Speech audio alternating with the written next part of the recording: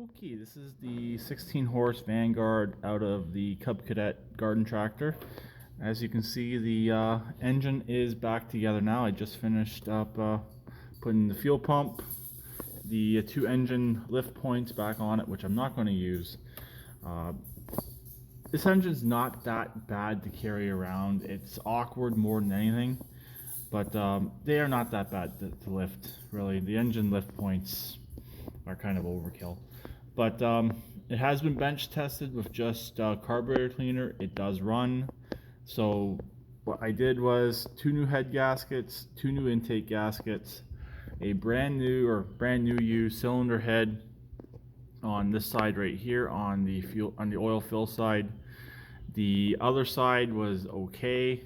It did have some carbon and buildup on the exhaust valve, so that has been cleaned off. I wish I would have looked in here, looked for a mouse nest. I took the time, pulled the engine out when I first got the machine running, but I looked from the other side. I didn't see anything. I could see right through. Really, it wasn't that bad. It was bad enough, but yeah, next time definitely I will with one of these. I know how it got in there. Most likely the little stinkers got right in through here. And if you look, it's pretty tight. So really, I didn't think a mouse could get in there like that. I'm used to seeing them in the Intech engines that have much bigger gaps, and they can get in quite easy. But there was no mice in the actual engine. It was just bedding. So I don't know if they had moved in. There was no rust inside the engine either from the mouse pee. There was just a lot of grease, probably from the the valve covers leaking and getting all down into that and causing a mess that way.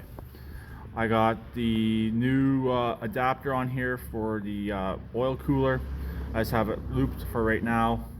I'm going to try and get this to run out the front of the machine, probably right around here when it's back in the machine. More on that later on. The engine is full of oil. Like I mentioned, I did bench test it. So it is actually right now, other than the drive adapter, which I'm going to put on next, it is ready to go back into the machine. Also, one other thing I did notice that I should have known there could have been mouse activity. Some bite marks on top of this spark plug right here. I thought that was just the worst of it right here, because I even looked in through here, or sorry, looking this way up to the engine. I couldn't see nothing. The spark plug wires all look good. None of them were chewed. There was the crossover between the two coils. It looked like it possibly was chewed on or it was melted. I'm not sure about that though. I'm hoping that won't cause me an issue when I go get this running. The wire didn't look too bad. It was still connected. I'm hoping it doesn't cause me any issues.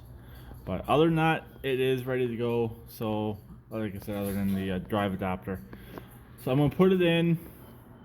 I'm just probably going to hook up the necessities and make sure it will run.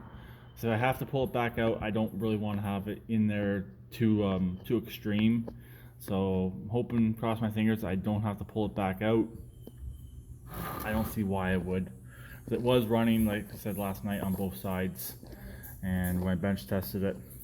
So really, these are easy engines to work on. Just in these particular machines, you pretty much do anything, you got to pull the engine out, like to do coils, to do the stator. That's another thing I did replace. The stator coil has been replaced on here as well. You really do got to pull the engine right out, unfortunately. But here it is, 16 horse Vanguard, just about ready to go back in. Next time you see it, I will be attempting to start the machine. So I'll talk to them later. Please keep it redneck like always, and please sprint on.